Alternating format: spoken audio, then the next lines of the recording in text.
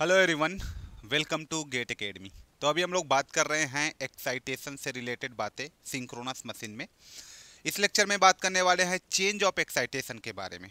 जी हाँ, जब हम लोग एक्साइटेशन को चेंज करेंगे तो क्या फ़र्क पड़ता है ना। भी कर्व में हम लोग उन सारे चीज़ों को देखेंगे। यदि हम एक्साइटेशन को चेंज करेंगे, स्टीम को कांस्टेंट रखेंगे, तो उसका किसी भी मशीन पे क्या इफेक्ट पड़ता है, उन सब को भी कर्व के थ्रू देखने वाले हैं। तो जितने भी आप चेंजेस करोगे वो सारे आपके भी कर्व में दिखेगा, राइट। तो ये टॉपिक को आप चेंज ऑफ एक्साइटेशन ऐसा बोल सकते हो, चेंज इन एक्साइटेशन बोल सकते हो, या तो फिर भी कर्व के नाम से आप लोग यहाँ पे स्टडी कर सकते हो, क्योंकि दोनों को आपको पूछा जाता है, भी कर्व, इन्वर्टेड भी कर्व, या change in excitation of synchronous machine. ठीक है, तो मैं यहाँ पे लिख देता हूँ change in excitation of synchronous machine. इसके नाम से इस टॉपिक को बेसिकली मैं रखना चाहूँगा। यहाँ पे ध्यान से पढ़िएगा इसको। यहाँ से बहुत से क्वेश्चंस बनते हैं और ऐसे ही थ्योरेटिकल क्वेश्चंस आप लोगों को पूछे जाते हैं, राइट। तो ये टॉपिक आप सभी लोगों के लिए बड़ा इंपॉर्टेंट हो जाता है। तो यहाँ पे मैं लिख देता हूँ change in excitation, change in excitation station in synchronous machine, synchronous machine. चलो सिंक्रोनस जनरेटर ले लेता हूँ मैं। ठीक है, ये मेरे पास टॉपिक है। जस्ट इसमें हम लोग देखने वाले हैं कि एक्साइटेशन को चेंज करेंगे तो क्या इफेक्ट पड़ता है बाकी चीज़ों पे, पावर फैक्टर पे, लोड एंगल पे, आर्मेचर करंट पे, ये सब हम लोग देखने वाले हैं।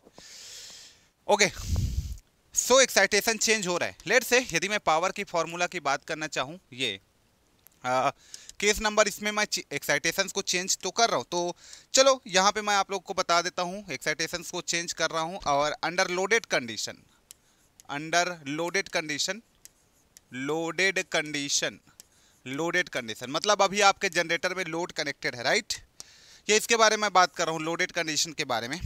ठीक है, अब हम लोग यहाँ पे फॉर्मूला जानते हैं, जैसे कि रिएक्टिव पावर क्यू का जो फॉर्मूला होगा जनरेटर के लिए, वो हमारे पास क्या हो जाएगा, V अपॉन एक्स। और यहाँ से मैं लिख सकता हूँ क्या, यहाँ से मैं जस्ट लिख सकता हूँ यहाँ से ई कॉस डेल माइनस का भी, right. So this is the reactive power of generator, output reactive power for generator. ये किसी भी जनरेटर के लिए आउटपुट रिएक्टिव पावर का फॉर्मूला है। भी टर्मिनल वोल्टेज है, एक्सेस सिंक्रोनस रिएक्टेंस है, ई एक्साइटेशन है या ईएमएफ है, ठीक है। डेल पावर एंगल है, कॉस डेल आप जानते ही हो, ठीक है, ई कॉस डेल माइनस का भी। So this is the expression. Is it clear. एक मेरे पास पावर का फॉर्मूला होता है, that is your active power. ये आपके पास होता है भी into E divided by Xs, और यहाँ पे आप लिख सकते हो sine delta when armature resistance is neglected. तो आपको एक्टिव पावर का जो फॉर्मूला मिलता है ये मिलता है यहाँ पे। अब आप देख पा रहे हो, एक पावर के जस्ट फॉर्मूला को आप ऐसे भी लिख सकते हो, पावर का फॉर्मूला यहाँ पे भी आई ए कॉस फाई के फॉर्म में लिख सकते हैं ना, ऐसा हम लोग। चलिए ध्यान से देखना बेटा, अब ध्यान से आप लोग यहाँ पे देखिए, ठीक, यहाँ पे। So P will be equal to V into E divide by Xs sine delta, and P will be equal to V into I A cos phi. ये हमको देखने को मिल गया, करेक्ट। अब हम लोग भी कर्व की यहाँ पे बात करने वाले हैं, या फिर चेंज इन एक्साइटेशंस की हम लोग बात करने वाले। तो एक्साइटेशंस को हम लोग चेंज कर रहे हैं। हाँ, यहाँ पे मैं लिख देता हूँ स्टीम रिमेन्स कांस्टेंट। जो मैं इसको स्टीम दिया हूँ वो हमारा क्या है, कांस्टेंट है। स्टीम इनपुट हमारे पास क्या है, कांस्टेंट है। स्टीम इनपुट मेरा कांस्टेंट कंसीडर कर लिया मैंने, ये जस्ट मैंने कंसीडर किया कि मेरे पास जो स्टीम है ये कांस्टेंट है। Is it clear. यदि स्टीम मेरा कांस्टेंट है तो पावर जो होगा वो मेरा टॉर्क का कांस्टेंट होगा, सिंपल सी बात है। स्टीम कांस्टेंट है तो इसका मतलब मशीन का प्राइम मूवर मेरा कांस्टेंट होगा, इसका मतलब मेरा पावर कांस्टेंट होगा मशीन का, इसका मतलब मेरा डेल कांस्टेंट होगा मशीन का, इसका मतलब मेरे पास साइन डेल का वैल्यू जो है वो आपका कांस्टेंट होगा मशीन का। ये सारे कांस्टेंट होगा यदि स्टीम मेरा कांस्टेंट है तब, स्टीम कांस्टेंट है तब के केसेस में। इसके अलावा मेरा फ्रीक्वेंसी भी कांस्टेंट, तो फ्रीक्वेंसी मेरा क्या है, कांस्टेंट है, ठीक है। वोल्टेज मेरा कांस्टेंट है। मैं एक्साइटेशन को चेंज कर रहा हूँ, फ्रीक्वेंसी कांस्टेंट है, इसका मतलब ये हुआ कि फ्रीक्वेंसी कांस्टेंट है, मतलब मेरे पास सिंक्रोनस रिएक्टेंस का जो वैल्यू है वो कांस्टेंट है। तो कुल मिला के मेरे पास कांस्टेंट क्या क्या है, देखिए इसमें कुल मिला के मेरे पास एक्सप्रेशन में क्या क्या कांस्टेंट है। तो यहाँ से P की वैल्यू कांस्टेंट, V की value constant, Xs constant. Is it clear. E sine delta, ठीक है। यदि मैं बोल दे रहा हूँ यहाँ पे, जस्ट यहाँ पे, तो जस्ट मैं लिखना चाहूँ यहाँ पे, तो क्या हो जाएगा, इसकी वैल्यू देखिए, E sine del will be equal to constant हो गया। ई साइन डेल की वैल्यू जो है वो भी आपका कांस्टेंट के बराबर हो गया। तो ये कांस्टेंट होने वाला है, पहली बात, फर्स्ट इक्वेशन। दूसरी बात, वोल्टेज कांस्टेंट है, पावर कांस्टेंट है, तो आर्मेचर करंट और कॉस फाई, ये भी मेरे पास आई ए इंटू कॉस फाई का जो वैल्यू है वो भी हमारा क्या होने वाला है, कांस्टेंट होने वाला है। ध्यान से देखिए आप लोग, इसको बड़े ध्यान से देखिए। इसका मतलब E sine del equals to constant and I A cos phi equals to constant. Is it clear? EMF का जो फॉर्मूला मेरे पास होता है, just when the armature resistance is neglected so the EMF will be equals to V plus J I A Xs, यही होता है। Is it clear? चलो अब इसी को हम लोग प्लॉट करने वाले हैं, इसी को हम लोग एक प्लॉट करने वाले हैं, इसी का हम लोग एक वेक्टर डायग्राम बनाने वाले हैं डिफरेंट आर्मेचर करंट लेकर के, और चेक करने वाले हैं कि यदि आर्मेचर करंट लैग कर रहा है वोल्टेज से तो एक्साइटेशन ओवर होगा कि अंडर होगा कि क्या होगा। यदि मेरा आर्मेचर करंट जो है यूनिटी मतलब सेम फेज में है वोल्टेज का तो एक्साइटेशन कैसा होगा। यदि मेरे पास आर्मेचर करंट जो है वो लीड कर रहा है मतलब पावर फैक्टर लीडिंग है तो एक्साइटेशन कैसा होगा, ये मैं चेक करने वाला हूँ वेक्टर डायग्राम के थ्रू। ओके, तो चलिए वेक्टर डायग्राम में कुछ चीज़ों की आपकी नीड होगी, जैसे कि मैं यहाँ पे बोलूँ इसकी नीड होगी मुझे वेक्टर डायग्राम में, है ना। जस्ट मैं इसको कॉपी कर लेता हूँ इस पेज में यहाँ पे, क्योंकि मुझे इसकी ज़रूरत है। यहाँ पे कॉपी कर लिया मैंने, ठीक है, और मुझे वेक्टर डायग्राम में इसकी नीड है, तो जस्ट मैं इसको भी कॉपी कर लेता हूँ इस पेज में यहाँ पे। अब देखिए आप लोग ध्यान से, ये बड़ा ही कॉम्प्लिकेटेड सा टॉपिक है, बहुत लोगों को समझ नहीं आता, बहुत लोग इसको जस्ट ड्रॉ कर देते हैं, लेकिन ऐसा बिल्कुल भी नहीं है। इसके थ्रू बहुत सी इन्फॉर्मेशन आपको मिलने वाला है। क्या क्या इन्फॉर्मेशन मिलेगा चलिए देखते हैं हम लोग। तो बड़े प्यार से इसको आप लोग एक बार समझना यार, थोड़ा सा टाइम देना, अपने आप को 5 से 10 मिनट या 15-20 मिनट टाइम दोगे तो ये टॉपिक जो है आप लोगों के लिए क्लियर हो जाएगा। बड़ा अच्छा टॉपिक है, बड़ा ब्यूटीफुल टॉपिक है, और जब भी सिंक्रोनस मशीन पढ़ोगे तो यहाँ से अक्सर आपको क्वेश्चन देखने को मिलता है। अक्सर आपको क्वेश्चन पूछा जाता है कि आर्मेचर करंट पे क्या फ़र्क पड़ता है, एक्साइट करते हो तो पावर फैक्टर लैगिंग है तो लीडिंग है तो यूनिटी है तो पावर फैक्टर पे क्या फ़र्क पड़ता है। बहुत से क्वेश्चन यहाँ से पूछे जाते हैं, उन सारे क्वेश्चंस को मैं इस टॉपिक के थ्रू कवर कर दूंगा, ठीक है। तो चलिए हम लोग यहाँ पे स्टार्ट करते हैं। E will be equal to V plus J I A Xs. Okay, सबसे पहले हम लोग क्या करते हैं, यहाँ पे एक रेफरेंस लाइन ले लेते हैं। कुछ इस तरीके से मैं जस्ट ले लेता हूँ, ये मेरे पास एक रेफरेंस लाइन है। चलिए ये ओके, यहाँ से मैं एक वोल्टेज की वैल्यू बनाना चाह रहा हूँ, कुछ इस तरीके से वोल्टेज की वैल्यू, ये लाइक दिस। यहाँ से लेट से मैं बोल देता हूँ कि ये मेरे पास क्या है, वोल्टेज है, ये मेरे पास एक वोल्टेज है। लेट से I am taking this is voltage भी, टर्मिनल वोल्टेज भी, और जो मैं करंट ले रहा हूँ बच्चा, वो करंट को मैं क्या करा देता हूँ, सपोज ये जो करंट लिया आर्मेचर करंट, स्टार्टिंग में मैंने लैग करा दिया, ये करंट मैंने लिया, चलो यहाँ से लैग करा दिया। सो this is your armature current, ये आपके पास आर्मेचर करंट है, और ये जो आर्मेचर करंट है ना ये लैग कर रहा है बेटा, ये जो आर्मेचर करंट है ये लैग कर रहा है। किससे लैग कर रहा है सर? ये आर्मेचर करंट जो है वो वोल्टेज से लैग किया, तो अभी मैंने लैगिंग पावर फैक्टर लिया हुआ है। हाँ, यहाँ पे जो फाई लूँगा मैं, लेट से इसको मैं कंसीडर कर लेता हूँ फाई 1, क्योंकि ये आर्मेचर करंट 1 है, तो जस्ट मैं इसके लिए जो फाई लिया, फेज एंगल लिया, इस वोल्टेज से इस करंट को 5 डिग्री मैंने क्या करा दिया, जस्ट लैग करा दिया। अब मेरा इक्वेशन पता है कि E will be equal to V plus I A Xs. Okay sir, अब ड्रॉप ड्यू टू रिएक्टेंस यदि मैं बनाना चाहूँगा, ड्रॉप ड्यू टू रिएक्टेंस यदि मैं बनाना चाहूँगा तो यह ड्रॉप कैसे आएगा, मैं क्या करूँगा, इससे परपेंडिकुलर बनाते हुए एक लाइन ड्रॉ करूँगा, लाइक इस तरीके से। परपेंडिकुलर बन रहा है ना, तो एक मैंने लाइन ड्रॉ कर दिया, जस्ट अभी देखिए ये लाइन मैंने ड्रॉ कर दिया और इसको मैंने आगे बढ़ा दिया, ये यहाँ तक मैंने आगे बढ़ा दिया। इसका मतलब ये हुआ कि इसको जस्ट मैंने ना भी को यहाँ से हटा दिया, ये जस्ट मैंने इसको आगे बढ़ा दिया, मेरा भी जो है वहाँ पे चला गया। अभी समझना आप लोग, समझ में आ जाएगा ये क्या चीज़ें मैं बना रहा हूँ यहाँ पे। ये तो ये मेरे पास क्या हो गया, यहाँ से यदि मैं आपको बताना चाहूँगा तो ये मेरे पास एक डॉटेड लाइन है जो इस करंट से, ये करंट इस फेज में जा रहा है तो उसका परपेंडिकुलर डायरेक्शन को बता रहा है। तो इसके कारण जो ड्रॉप मेरे पास आ रहा है, इसके कारण जो ड्रॉप मेरे पास आ रहा है, drop due to the reactance, वो इस करंट से 90 डिग्री लीड करेगा, है ना, ये इस करंट से 90 डिग्री लीड करेगा। तो उसी को रिप्रेजेंट करने के लिए, मैंने यहाँ पे डॉटेड लाइन यूज किया है। तो this is nothing but this is just drop across the reactance. तो ये ड्रॉप अक्रॉस रिएक्टेंस हो गया। ये कौन सा ड्रॉप हुआ मेरे पास, ये मेरे पास IA1 हुआ एक्सेस पे। तो देखिए ये करंट का मेरा फेज हो गया, दिस इज द, यहाँ से वोल्टेज से करंट जो है मेरा 5 डिग्री लैग कर रहा है, ये मेरे पास वोल्टेज है। अब ये मेरे पास वोल्टेज हुआ, इस पर मैंने ड्रॉप को ऐड किया IA1 एक्सेस को, ठीक है। अब यहाँ से इन दोनों का जो रिजल्टेंट है दिस प्लस दिस, ये मेरे पास क्या कहलाएगा, ये मेरे पास होगा V1, ये मेरे पास सॉरी E1, ये मेरे पास क्या हो जाएगा E1, तो ये मेरे पास E1 हो गया। Is it clear? ये मेरे पास E1 हो गया। अब यहां से दो चीजें आपको समझ में आएगी। एक तो आपने कांस्टेंट माना हुआ है, यहां से आप कांस्टेंट माने हो इसको, यहां से आप इसको कांस्टेंट माने हो, और एक आप लोग यहां से इसको आप लोग कांस्टेंट कंसीडर किए हो। तो जस्ट मैं दो लाइन यहां पे ड्रॉ कर देता हूं, ये कांस्टेंट है, और इसको डॉटेड लाइन से मैं बना देता हूं। अभी और समझाऊंगा इसको मैं, अभी जस्ट हम लोग इसमें किसी भी प्रकार का कोई जल्दबाजी नहीं करने वाले हैं, तो हम लोग इसको डिटेल में समझेंगे। ये दोनों लाइन को मैंने क्यों खींचा अभी आपको पता चलेगा।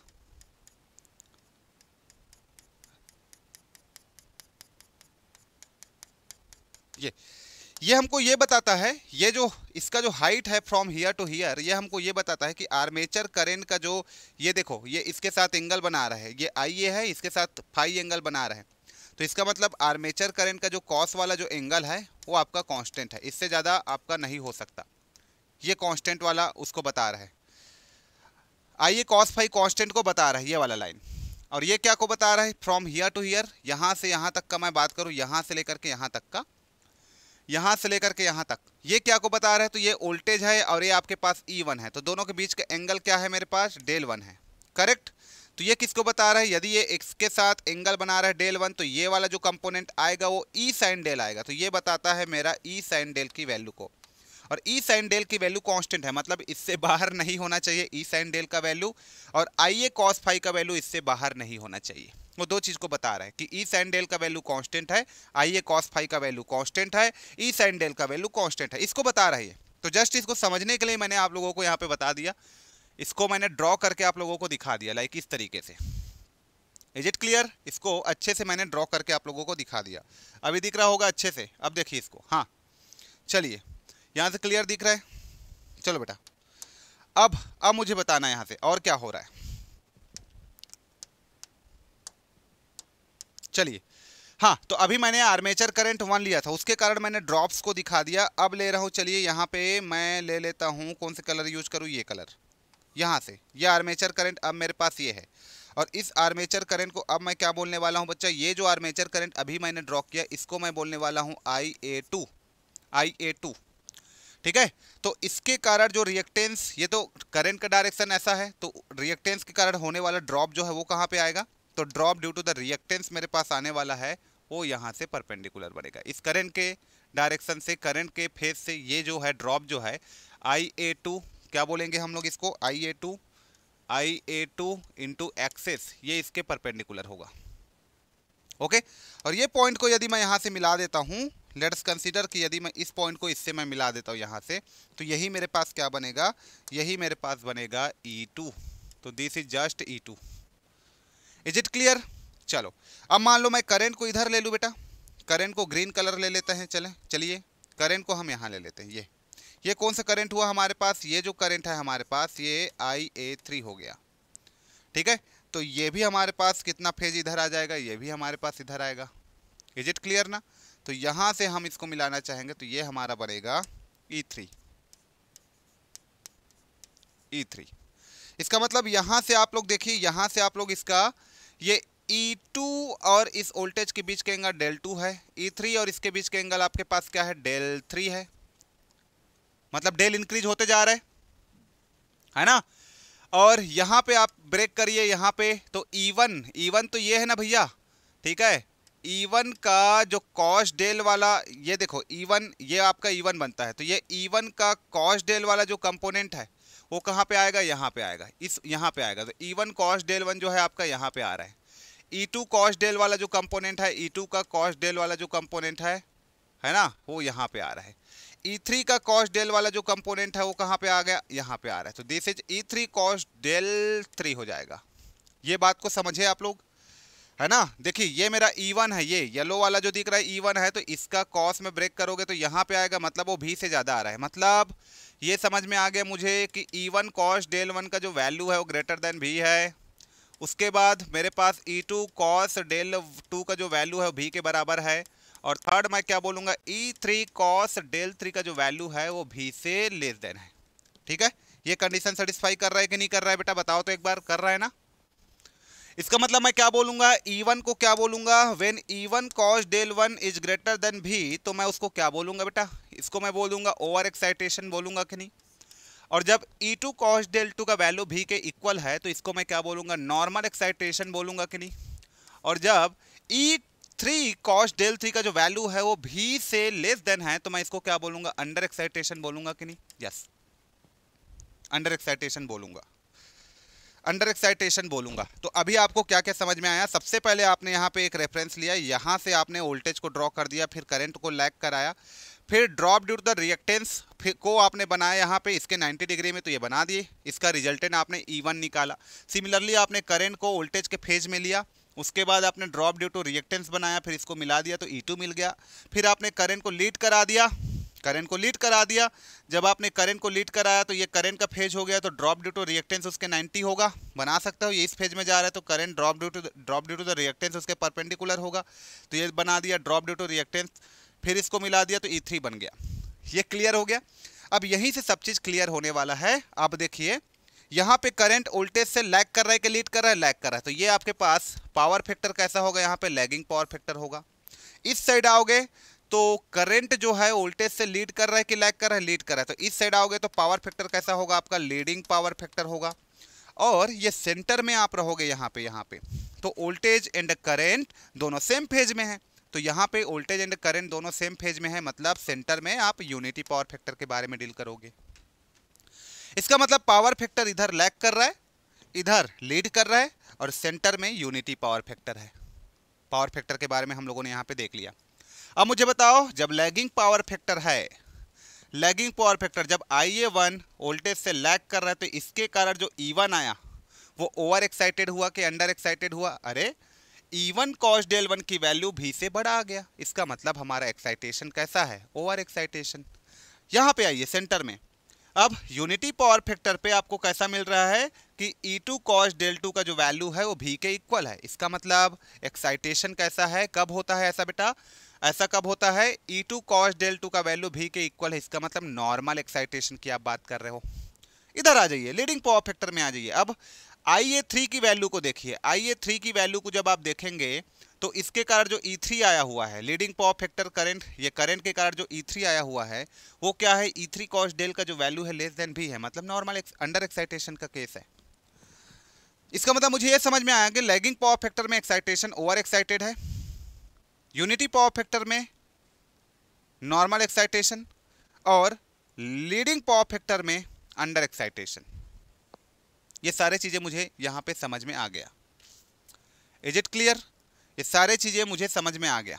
अब इसी का हम लोग टेबल बना लेते हैं। चलिए, कैसे टेबल बनाएंगे, ध्यान से देखना बेटा, बहुत ही इंपॉर्टेंट टेबल बनेगा। चलिए यहां से चलो, अब मैं लिख देता हूं EMF या E1 करस्पॉन्डिंग करंट क्या मिल रहा है यहाँ पे, E1 is over excited and it's corresponding current IA1 is a lagging power factor. या फिर ऐसे बोल सकते हो, E1 आपका ओवर एक्साइटेड है, उसके करस्पॉन्डिंग करंट IA1 है, और ये क्या कर रहा है, लैग कर रहा है। सिमिलरली E2 जो होता है वो आप देख लीजिए नॉर्मल एक्साइटेड है, और इसके करस्पॉन्डिंग करंट IA2 है जो कि आपका यूनिटी पावर फैक्टर बना रहा है, और E3 इसके करस्पॉन्डिंग करंट IA3 है जो क्या कर रहा है, अंडर एक्साइटेड है। E3 जो है वो अंडर एक्साइटेड है, और उसके करस्पॉन्डिंग करंट IA3 जो है वो लीड कर रहा है, एक चीज और देखिए, अब मैं करंट के मैग्नीट्यूड के बारे में पूछूं तो यदि मेरा यूनिटी पावर फैक्टर है यदि ये मेरा यूनिटी पावर फैक्टर है तो यहाँ पे करंट का मैग्नीट्यूड कितना है, इतना है कि नहीं। यदि ये मेरा यूनिटी पावर फैक्टर है तो करंट का मैग्नीट्यूड इतना, यदि मेरा पावर फैक्टर लैगिंग है तो करंट का मैग्नीट्यूड इतना है। अब ये मैग्नीट्यूड बड़ा हुआ कि ये इसका मैग्नीट्यूड बड़ा होगा, हमेशा परपेंडिकुलर से ये जो हाइपोटेनियस है वो बड़ा होता है। तो IA1 IA2 से बड़ा है, और IA3 भी IA2 से बड़ा है। इसका मतलब मैं ये बोल सकता हूँ कि IA2 से बड़ा है मेरे पास IA3 का वैल्यू, IA2 से ग्रेटर देन है, ऐसे लिख देता हूँ मैं, ये गलत लिख दिया मैंने, है ना, यहाँ पे क्लियर कर लेते हैं। इसका मतलब IA3 IA2 से ग्रेटर है, और यहाँ से IA1 भी आपका ग्रेटर है। इसका मतलब यूनिटी पावर फैक्टर पे करंट कम होगा और पावर फैक्टर आपका लैगिंग है तो करंट का मैग्नीट्यूड ज़्यादा होगा, और पावर फैक्टर लीडिंग है फिर भी करंट का मैग्नीट्यूड ज़्यादा होगा। समझ में आ रहा है? इसका मतलब मैं ये बनाना चाहूँ armature current versus power factor का मैं ग्राफ बनाना चाहूँ। लेट से सबसे पहला ग्राफ तो मैं बना लेता हूँ यहाँ पे, चलिए देख लेते हैं। अभी मुझे नहीं पता कि भी कर्व बनेगा कि इन्वर्टेड भी कर्व बनेगा, मुझे नहीं पता, आई डोंट नो। ठीक है, मान लीजिए ये आपके पास फील्ड करंट है, लेट से ये फील्ड करंट है, फील्ड करंट, और यहाँ पे सबसे पहले मैं आर्मेचर करंट ले लेता हूँ, चलो, और ये मेरे पास जीरो हो गया। ये फील्ड करंट है कि तो इसको मैं नॉर्मल एक्साइटेड बोल देता हूँ। चलो ये मेरे पास नॉर्मल एक्साइटेड है, और यहाँ पे ओवर एक्साइटेड है, ये देखिए ओवर एक्साइटेड, और ये मेरे पास अंडर एक्साइटेड है, यहाँ पे अंडर एक्साइटेड। नॉर्मल एक्साइटेशन से come under excitation, normal excitation से ज़्यादा ओवर एक्साइटेशन। ठीक है, अब मैं एक्साइटेशन की वैल्यू को तो कंटिन्यूसली बढ़ा रहा हूँ। सबसे पहले अंडर एक्साइटेशन है, फिर नॉर्मल है, फिर ओवर एक्साइटेशन है। फील्ड करंट की वैल्यू को या एक्साइटेशन को कंटिन्यूसली मैं इंक्रीज करते जा रहा हूँ। तो आर्मेचर करंट पे क्या फर्क पड़ा है? सबसे कम करंट कहाँ पे है? सबसे कम करंट मेरे पास किस में है बेटा? ये हाँ, unity power factor. Unity power factor मतलब कौन सा एक्साइटेड है? नॉर्मल एक्साइटेशन पे सबसे कम है करंट। उसके बाद आपने यहाँ पे देखो, नॉर्मल एक्साइटेशन पे करंट सबसे कम है। ओवर एक्साइटेड मतलब E1 पे करंट आपका देखो, इसके करस्पॉन्डिंग करंट E1 के करस्पॉन्डिंग करंट देखो ज़्यादा हो गया, फिर E3 के करस्पॉन्डिंग करंट फिर भी ज़्यादा हो गया। इसका मतलब ये हुआ कि जो करंट है वो सबसे कम नॉर्मल एक्साइटेशन पे रहेगा, ओवर एक्साइटेशन पे करंट का वैल्यू बढ़ जा रहा है, अंडर एक्साइटेशन पे भी करंट का वैल्यू इंक्रीज हो जा रहा है। तो ऐसे करके मैं यहाँ पे ग्राफ बनाना चाहूँगा। तो ये ग्राफ मुझे कैसे दिखेगा? भी कर्व। इसका मतलब ये हुआ कि अंडर एक्साइटेशन से नॉर्मल एक्साइटेशन की ओर आते हैं तो सबसे पहले आर्मेचर करंट का वैल्यू जो है वो डिक्रीज होती है। क्या होती है? यहाँ पे डिक्रीज होती है। हम लोग देख सकते हैं, ये इस तरीके से हम लोग बातें कर सकते हैं। ये तो अंडर एक्साइटेशन से नॉर्मल एक्साइटेशन की ओर आते हैं तो हमारा आर्मेचर करंट का वैल्यू क्या होती है? डिक्रीज होती है। ये पहला क्वेश्चन तो ये बन गया। ठीक है, एक्साइटेशन को आप बढ़ा रहे हो तो करंट पहले डिक्रीज होगा। ठीक है, अब और एक्साइटेशन को बढ़ाओगे नॉर्मल के बाद, फिर एक्साइटेशन को बढ़ाओगे तो आपका करंट जो है फिर इंक्रीज होगा। तो इस तरीके से आर्मेचर करंट जो है वो आपका इंक्रीज, डिक्रीज और इंक्रीज होते रहती है।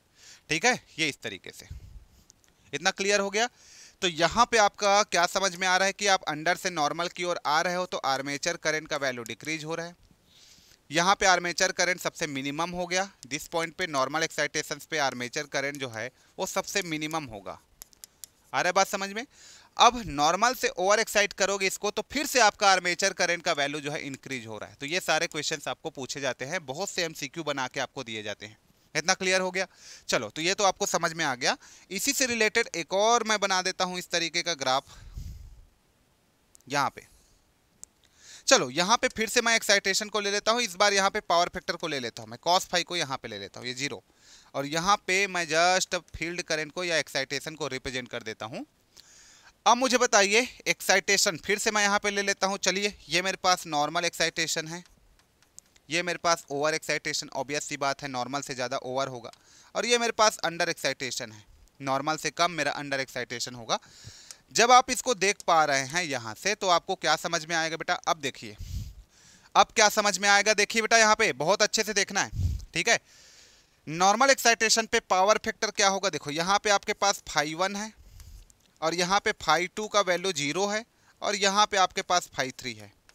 इसका मतलब फाई 2 सबसे छोटा है, मतलब नॉर्मल एक्साइटेशन पे फाई 2 का वैल्यू 0 है, मतलब पावर फैक्टर यूनिटी है, मतलब पावर फैक्टर यूनिटी है।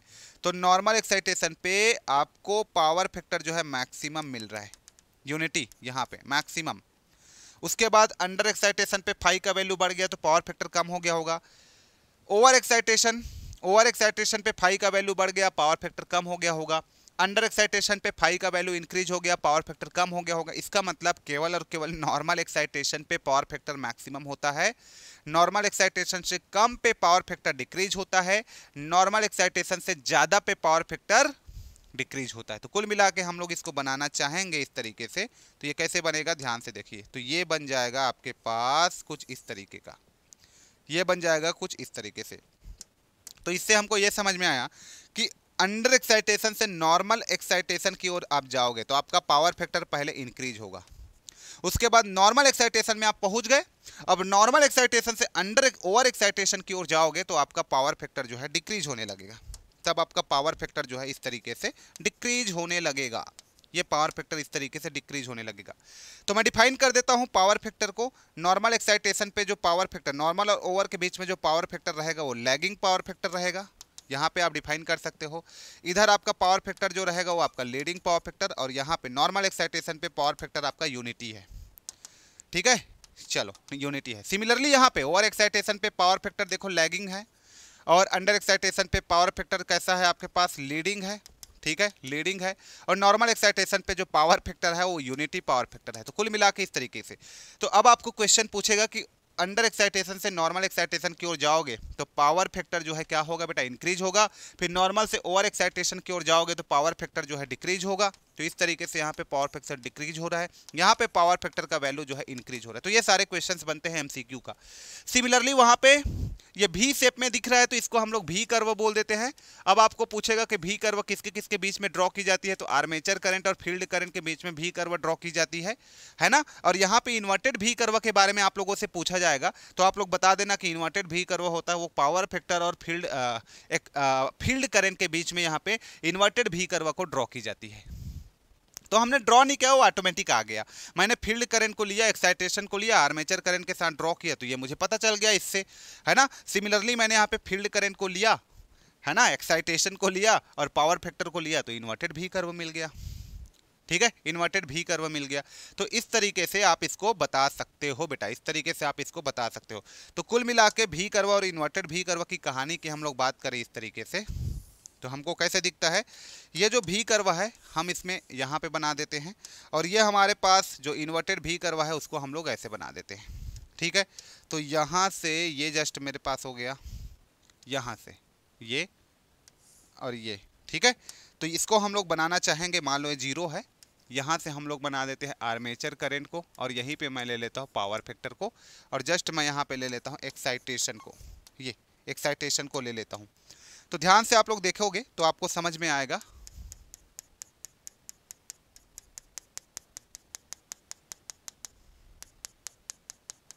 ये हो गया यहां से। ठीक, तो ये मेरे पास क्या है, under excitation, sorry normal excitation. Centre में नॉर्मल एक्साइटेशन, नॉर्मल से ज़्यादा क्या होता है ओवर एक्साइटेशन, और नॉर्मल से कम क्या होता है अंडर एक्साइटेशन। ठीक है, इतना क्लियर हो गया। चलो, ओवर एक्साइटेशन पे पावर फैक्टर कैसा आया था, लैगिंग पावर फैक्टर पे ही ओवर एक्साइटेशन मिला था आपको, और अंडर एक्साइटेशन पे पावर फैक्टर कैसा आया था आपका लीडिंग पावर फैक्टर, और यहाँ पे पावर फैक्टर आपका यूनिटी पावर फैक्टर। इतना क्लियर हो गया। चलो, ये ध्यान रखना। ठीक, ये जो कर्व आपको भी कर्व जो मिला है ये वाला नॉर्मल एक्साइटेशन पे देखो पावर फैक्टर सबसे ज़्यादा होता है, तो यहाँ पे पावर फैक्टर आप यूनिटी बोल सकते हो। और आर्मेचर करंट का वैल्यू आपके पास क्या रहता है, यहाँ पे सबसे मिनिमम रहता है, कम रहता है। तो आप देख सकते हो ना कि नॉर्मल एक्साइटेशन पे आर्मेचर करंट सबसे मिनिमम रहेगा, पावर फैक्टर सबसे ज़्यादा रहेगा, और सही बात भी है ना। और अंडर एक्साइटेशन से नॉर्मल की ओर आओगे, अंडर एक्साइटेशन से नॉर्मल की ओर आओगे तो देखो करंट की वैल्यू पहले डिक्रीज होगा, फिर नॉर्मल एक्साइटेशन से ओवर की ओर जाओगे तो करंट की वैल्यू, अब आर्मेचर करंट इंक्रीज होने लगेगा इस तरीके से। और वही स्टोरी यहाँ पे भी चलेगा कि यदि आप अंडर एक्साइटेशन से नॉर्मल एक्साइटेशन की ओर जाओगे तो सबसे पहले पावर फैक्टर जो है इंक्रीज होगा, इस तरीके से पावर फैक्टर जो है इंक्रीज होगा, और नॉर्मल से ओवर की ओर आओगे तो अब पावर फैक्टर जो है वो क्या होने लगेगा आपका, डिक्रीज होने लगेगा यहाँ से। तो यही सारे क्वेश्चंस आपको पूछा जाएगा। ठीक है, यही इंपॉर्टेंट है इस टॉपिक का जिसके लिए हम लोग पढ़ रहे हैं। तो ये तो कहानी हो गई आपका सबसे पहले जो एक्साइटेशन से रिलेटेड, चेंज इन एक्साइटेशन। यदि आप एक्साइटेशन को चेंज कर रहे हो तो आर्मेचर करंट पे क्या फर्क पड़ रहा है, यदि आप एक्साइटेशन को चेंज कर रहे हो तो पावर फैक्टर पे क्या फर्क पड़ रहा है, ये सारे आप देख सकते हो। तो नॉर्मल एक्साइटेशन पे पावर फैक्टर यूनिटी रहता है, ओवर एक्साइटेशन की ओर जाओगे तो पावर फैक्टर जो है डिक्रीज होगा, अंडर एक्साइटेशन की ओर जा रहे हो फिर भी पावर फैक्टर का वैल्यू डिक्रीज हो रहा है ना। ये सब आप देख सकते हो। तो पावर फैक्टर पे क्या फर्क पड़ रहा है, एक्साइटेशन को चेंज करोगे तो, आर्मेचर करंट पे क्या फर्क पड़ रहा है, एक्साइटेशन को आप चेंज करोगे तो कब इंक्रीज होगा कब डिक्रीज होगा, ये सारा इन्फॉर्मेशन आपको यहाँ पे मिल गया होगा। ठीक है, इससे रिलेटेड एक चीज यहाँ पे और देख सकते हो, यहाँ से एक क्वेश्चन आप लोगों को और पूछा जा सकता है, ये पावर एंगल से रिलेटेड। पावर एंगल पे क्या फर्क पड़ रहा है यदि मैं एक्साइटेशन को बढ़ा रहा हूं। चलो मुझे बताना कि ये मेरे पास ओवर एक्साइटेशन है, ओवर एक्साइटेशन पे देखो पावर एंगल del1 था जो कि सबसे छोटा है, del1 सबसे लेस देन है, फिर del2 आएगा, फिर आपके पास del3। तो यहाँ पे मैं बात करना चाहूँ कौन मेरे पास ग्रेटर है, तो डेल 3 सबसे बड़ा है, फिर डेल 2, फिर डेल 1। इसका मतलब क्या है कि जब ओवर एक्साइटेशन है तो ओवर एक्साइटेशन में पावर एंगल मेरा सबसे छोटा है, फिर नॉर्मल एक्साइटेशन पे बीच में आ गया, यहाँ पे है ना, नहीं छोटा है नहीं बड़ा है, यहाँ पे आ गया। फिर आपके पास अंडर एक्साइटेशन है तो डेल का वैल्यू सबसे, डेल 3 का वैल्यू सबसे बड़ा हो गया।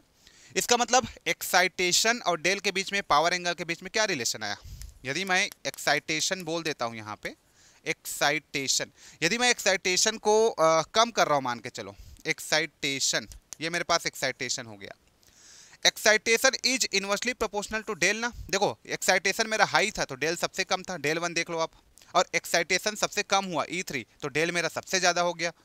इसका मतलब एक्साइटेशन और डेल में आप यहाँ पे बनाना चाहोगे ग्राफ, इसके बारे में भी कई बार पूछा गया है आपको एग्जाम में। तो मान लो ये मेरे पास एक्साइटेशन हो गया, ये मेरे पास क्या हो गया, एक्साइटेशन मतलब फील्ड करंट हो गया, और ये मेरे पास क्या हो गया, ये मेरे पास डेल की वैल्यू हो गया। और यहाँ से मैं बोल देता हूँ नॉर्मल एक्साइटेशन, नॉर्मल से ऊपर ओवर एक्साइटेशन, ठीक है, नॉर्मल से ऊपर मेरे पास है ओवर एक्साइटेशन, और नॉर्मल से कम मेरे पास है under excitation. So under excitation, normal excitation and over excitation की मैंने बात किया।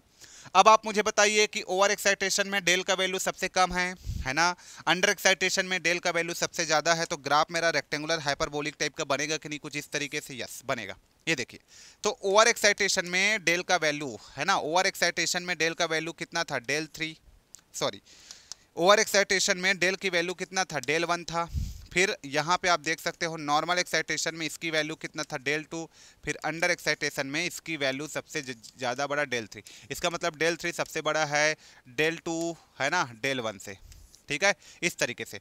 तो एक्साइटेशन को बढ़ाओगे, एक्साइटेशन को बढ़ाओगे आप, एक्साइटेशन को इंक्रीज करोगे तो पावर एंगल डिक्रीज होता है, पावर एंगल डिक्रीज होता है, डेल डिक्रीज होता है, मतलब साइन डेल आपका डिक्रीज होता है। ये सब चीज़ को ध्यान रखिएगा बेटा, ये सब चीज़ को ध्यान रखिएगा।